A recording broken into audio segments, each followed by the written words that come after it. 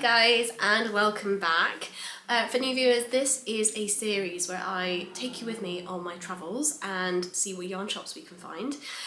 For returning viewers, you'll obviously know I have my regular podcast episodes every fortnight, launched on a Friday evening UK time, and this video is coming in quite quick succession of my last podcast episode. We are excited to be here, summing up my trip to Japan and the yarn shops that I visited there. So I will leave a list below of all the yarn shops I'd researched beforehand. You'll notice there are a few that I went to that weren't on that list.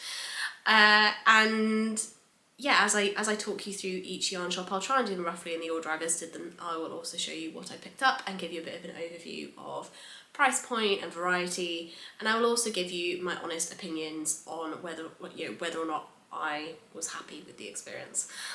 I will focus this video on 3 areas in Japan where I either researched or did yarn shopping, and those are Tokyo, Kyoto and Osaka. Now, I'm going to quickly turn to Osaka first, which chronologically is not correct, but Osaka is, I think, the 3rd largest city or maybe 4th largest city in Japan. It's huge. We visited it mainly for food, was what we were kind of going for. And given the size of the city, I really thought there would be yarn shops there. Now, I don't know if I just failed a little bit in my research, but I just could not find any there. Or maybe I found like one, and it was in quite like an awkward to get to area. So, would love to hear other people's thoughts if they did find yarn shops in Osaka, but from my research, no yarn shops in Osaka. So, did not visit any there. So that's my first bit I'm going to cover. So let's focus on Kyoto and Tokyo. So starting with Tokyo, I found quite a list of different yarn shops in Tokyo and I was really, really excited to explore. In reality, I ended up with a morning to go and visit yarn shops in Tokyo, and there were 3 that were all along one subway line that I thought I wanted to visit, and timing wise, I just couldn't quite get them all in, which was a bit of a shame. I think if I planned it better, I could have. So, the yarn shops that I went to whilst in Tokyo ended up being Meadow & Co., which is out in Kichijoji, which is still pretty central as far as things go in Tokyo, but it's kind of getting out towards the suburbs. It's about a kind of 30-40 minute train journey from the centre of Tokyo. And then I took the same line back towards where we were staying, which was in Roppongi in Minato City. Took the same subway line back and headed into Puppy Yarn on my way back. And that yarn shop could not be more perfectly placed. It is literally opposite the exit from the train station in that area. So that worked really quite nicely. There was another which I will either put on screen or down below, but basically it was like Amimono spin or something like that. And that was a yarn shop that had a lot more coned yarn. Now, let's dig into my thoughts on these different yarn shops. So Meadow & Co. was this absolutely charming yarn shop. It was tiny. There was so many different colours of yarn. There was baskets of pre-caked up yarn. There was cones.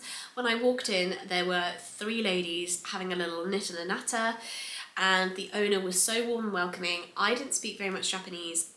Her English was far better than my Japanese, but we kind of just made it work by pointing at different like garments and then at the different yarns to figure out what they all were, because there wasn't necessarily labels everywhere. But I kind of loved that. It was so charming. The colours and the variety of colours was beautiful. I must confess, I had very little concept of how much things were going to be until we got to the point of like checkout. And something else that I would flag is in these smaller yarn shops, lots of them only accept cash. So I actually got to the point of paying and then I had to kind of leave all my stuff there, dart out and go and get a load of cash. So there we go, little word of warning. Now, what did I pick up? Well, I actually already knit with some of the yarn that I bought whilst there. So I picked up, excuse the crunkling of the bag,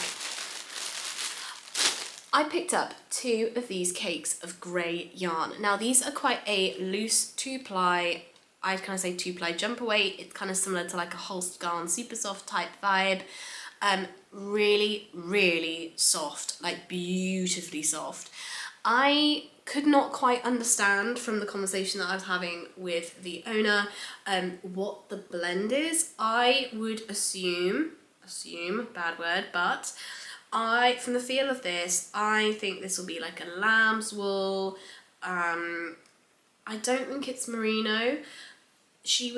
I think she did say to me it is a Japanese yarn, but I just don't know for certain, guys, so I'm like a bit hesitant to say. But I had 2 cakes of this size. I haven't weighed these yet, but I think they're probably approximately 50 grams. And I held it with, I picked up 3 different colours of mohair pre-caked up. This was one of them. Picked up a lighter bluey grey and a very zingy green. This green has got the most like beautiful tonality. I don't know if you can see, but the silk core is a darker green than the fluff. So yeah, picked up these 3. I used this one. This was the same size as these other 2. I've used this one to knit a whole pair of socks, holding it with the other cake of this. And the socks were beautiful. I will put a little picture up. I knit those socks whilst touring around Japan. I don't really have a concept of how much these were together. I don't think I even got a receipt. I'd not be surprised if these were kind of around the £25 to £40 marker for all of these together. But this was kind of my first yarn shop experience, and as I say, I just kind of loved the whole vibe of the shop. I loved the mohairs, and yeah, I went for it. But no, not the best recording of costs from me. But I figured even if it was kind of £25 to £30, even if it was kind of upwards to 40, I got 150 grams of mohair in that, and that would be a lot more if I was buying it here in the UK, plus I got my 250 gram cakes, so I'm not unhappy with that, and the colours are really, really beautiful. So I'd really highly recommend heading out there. I would recommend making sure you can calculate the conversion rate and make sure you have cash. So far on this trip, I was kind of like, okay, yarn in Japan is beautiful. If all the yarn shops are like Sheep Meadow & Co, I'm a happy girl.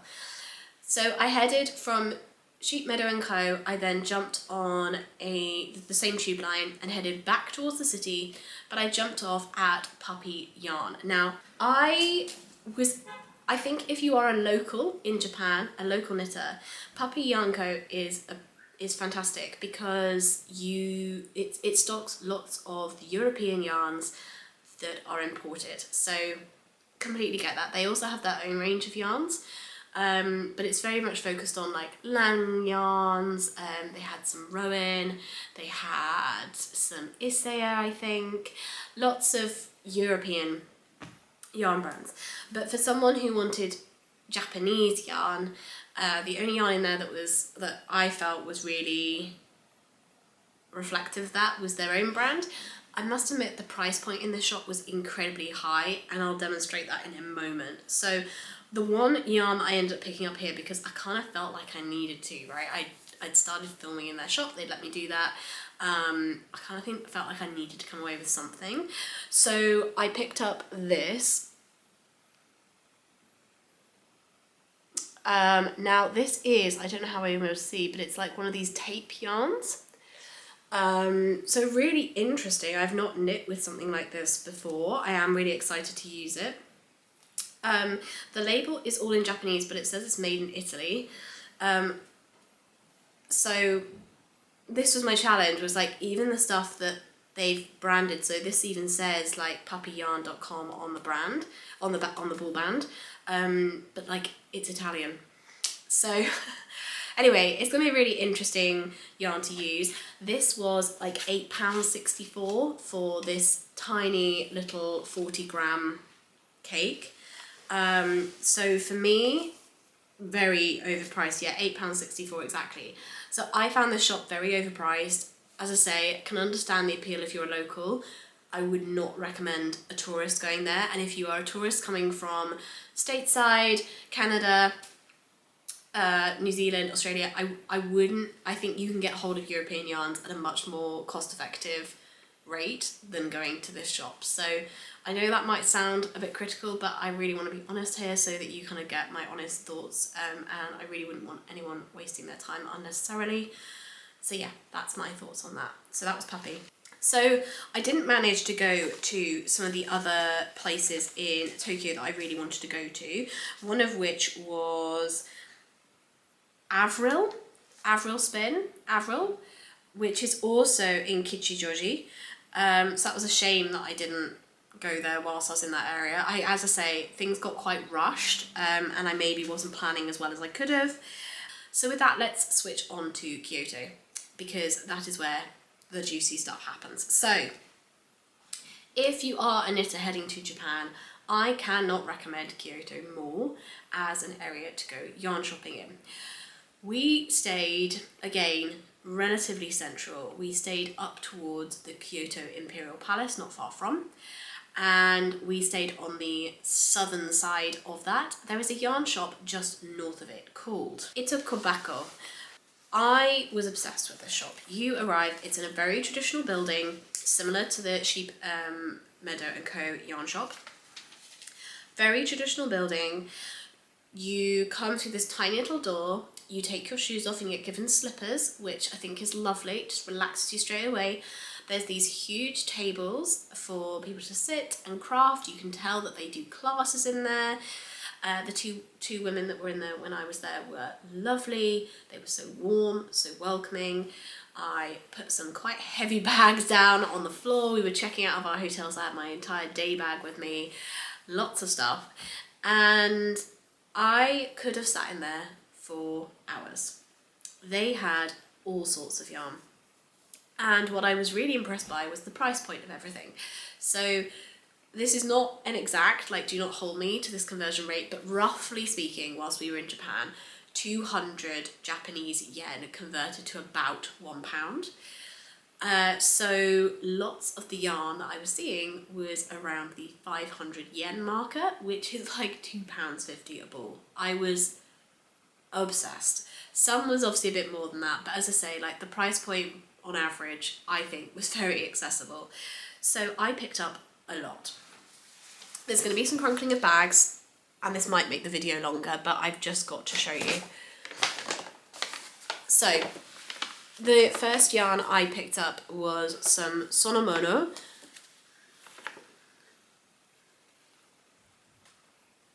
They've got sheep and alpacas on the ball band, so I'm going to assume this is a merino alpaca blend.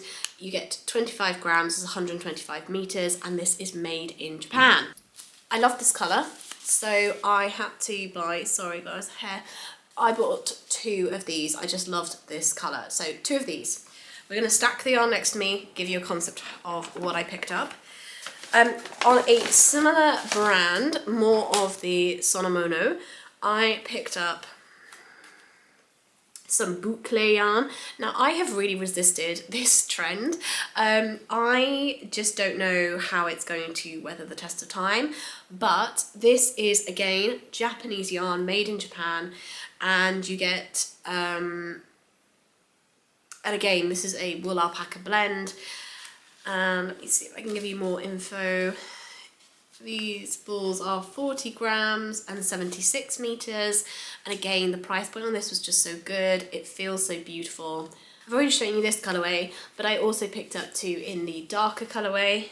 I picked up 2 balls that are looking a little bit ravaged and scruffy, but this is a beautiful chain construction yarn. And I picked up 2 of these. This is also from this Japanese brand Amimono. It's 100% wool, 40 grams, it's 120 meters. I then came across a set of a couple of different brands of Japanese yarn. So this brand, which I cannot pronounce, and their tagline is, "Have fun knitting popular medium wool yarn." Love that. It says medium fine pure wool. This is 40 grams and 160 meters, 100% wool. And I think this is colour 24. So I bought 2 of these. I'm really intrigued by the fact that lots of their balls are 40 grams. And that's kind of how I was beginning to figure out what was Japanese produced. I feel like that 40-gram standard must be a different ball weight standard. I then picked up 3 of the following. This is called Amari F, and it says the tagline is "The key to quality is gentleness and safety." So this is a combination of 70% New Zealand merino and 30% acrylic, which I thought was really interesting. And these are actually 30-gram balls, which again was even more confusing. I was like, okay, new metric all over again. I bought 3 of these, 2 in this orange and 1 in this bluey green. Now I don't know if you're gonna be able to see all the like flecks of different colours in that, but it's kind of mottled. Loved that. And then finally I picked up a Japanese brand of children's sock yarn. Now I'm probably going to use this for just the cuffs on an adult pair of socks for me, but I'm going to have a go at pronouncing this. This is Kopoku. Very cute ball band. This is a 25-gram ball made in Japan, 92 meters, and it's a little self-striping socko. Love it. So guys, from this one shop, Itokobaco, I picked up 14 balls of yarn and I spent £50. I mean, that pretty much equates to my rule of thumb that these were all about between £2.50 and £4. That's pretty much bang on. So I was super impressed with the shop. I then had to carry this yarn around all day, but it was totally worth it. This leads me on to my very final yarn shop in Japan, so that's 4 total, and this one again is in Kyoto. Now, between the yarn shop I've just shown you and this yarn shop, I could have spent all day at both. The next yarn shop is Walnut's flagship store. Now, it's very rare for me to be overwhelmed by the amount of yarn in one place. I'm quite a decisive person. I am quite good at kind of sifting down what's of interest to me. There was so much beautiful yarn in this shop that I got very overwhelmed. I definitely panic purchased, partially because I was on a bit of a time crunch, but partially just because there was just so much choice. The shop was laid out beautifully. In contrast to Itokobaco, this was a far more modern, I'd say almost slightly European style, like Scandi style shop. Lots of white walls, wood finishes. They had the masses of their own hand-dyed yarn range, which I will show you in a second. And they also had, oh my goodness, Jameson Smith, they had Isaiah, they had Flock, they had, I could be here forever listing. They had so many different yarns, Libiana May, yeah, there was a lot. Which was heaven if you weren't on a time crunch. So I concluded from this shop that I really wanted to come back with at least a skein of their hand-dyed yarn, because I think that'd be either quite expensive or impossible to purchase outside Japan. And then I also wanted to explore another Japanese yarn brand. That was kind of my goal. The price point at the Walnut shop was higher than it was at the Itokobaco shop, but that kind of makes sense because, again, lots of European brands, but also lots of hand-dyed yarn, which is a completely different ballpark, right? So, what did I pick up? Well, first, I picked up a skein, and the colours, yeah, that's about right, actually. A skein of their Sprint base. This is by Amirisu. Don't know if I'm pronouncing that correctly. This is their hand-dyed yarn company, and I picked up the Sprint base. So yeah, this is a sport weight, 302 meters per 100 grams, and it's 100% superwash merino. I just thought this was gorgeous. And then the other yarn I picked up from them was this Genmu, which is made in Japan by Daruma, and this is 100% merino wool. It's 50 grams, which is 151 meters, and they recommend a 3.9 to 4.5 millimeter needle. Never come across a 3.9 before. And this is colorway 18, I think. and it's really cool. It's not a boucle, but it's like they've evidently got a strand of semi-unspun yarn and then plied it with a super thin, like sewing machine cotton thin thread. It's fascinating. So I'd love to make something like a hat in this. I think it'd be beautiful. Or maybe like some hand warmers, but I think a hat would be really, really cool. So yeah, the ball band is actually, a lot of it's in English, so let me just read a little bit to you. It says, "This is very soft yarn made from twisting merino wool, little." Name comes up from texture and softness, like as raw wool before spinning. Genmu means raw wool in Japanese. Daruma offers wool yarn manufactured in Bishu, the main production area of woolen fabric. Beautiful. So yeah, I think my description of the kind of thin strand spun with the semi-unspun yarn is actually probably pretty much accurate based on that label. So yeah, these were my 2 purchases.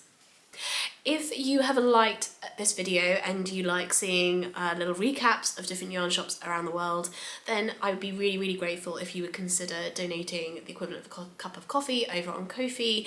This really helps me make sure I can kind of prioritise yarn shops when we're travelling, or even consider building up to going on some trips purely for the purpose of creating these videos. I really love bringing them to you, and I really hope they're helpful. But I will hopefully see you in some yarn shop recaps very, very soon. Bye!